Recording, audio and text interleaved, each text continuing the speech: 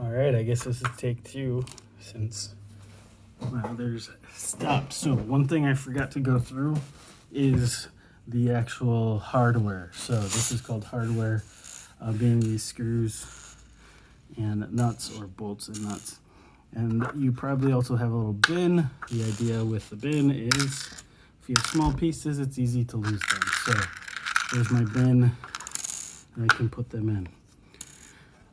All right, so you should have 3 different types of screws and 1 type of nuts. These are all M3. M3 is a metric standard. I don't know if you're going to be able to find M3s at a place like Home Depot. Hardware store might, but they're going to be actually pretty expensive at the hardware store. That's why I buy them in bulk online. So, in fact, bulk online just is way cheaper in general. I can get 100 for a few dollars when they're 15 to 20 cents a piece if I go to a hardware store. So it's just better to buy a bunch, especially with projects like this. So let's go down the list. So first is the M38 countersunk screw. Countersunk screw, notice, is a little angle. The idea with a countersunk screw is I have a material that I countersink so that this will lay flat. If this does not lay flat, well, either you haven't countersunk your material or you probably should use a different screw. So this is a countersunk screw. Idea is it lays flat. Next one is M38 round head screw. So it has the same thread as this. It just has a round head at the top instead of a countersunk. Now, when we use this, could I use a countersunk screw? Yes, but it just isn't going to make quite as much sense, and it's not going to look as nice, is really the biggest thing.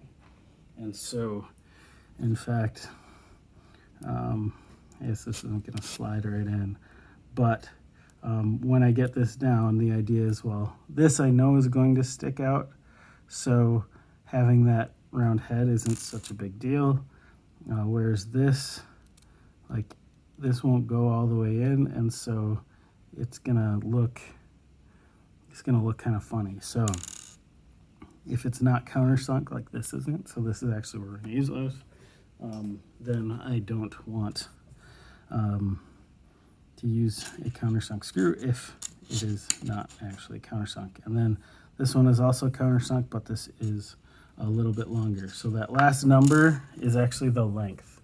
So M38 is 8 millimeters long. So this is 8 millimeters long, or it should be pretty darn close. Okay, then the next one is M38. Now, difference between these two, you'll notice, is these are both M38 screws, but now I think, yeah, they're pretty close. Now this one feels like it goes just a little hair longer, but the countersunk, the 8 millimeters is the entire length. For the round head, the 8 millimeters is all the way to the bottom of that head, or the flat part. So, so this one looks longer, which it sort of is, but how far it goes into the material actually is the same, or pretty close. And then M312, so this one is 12 millimeters.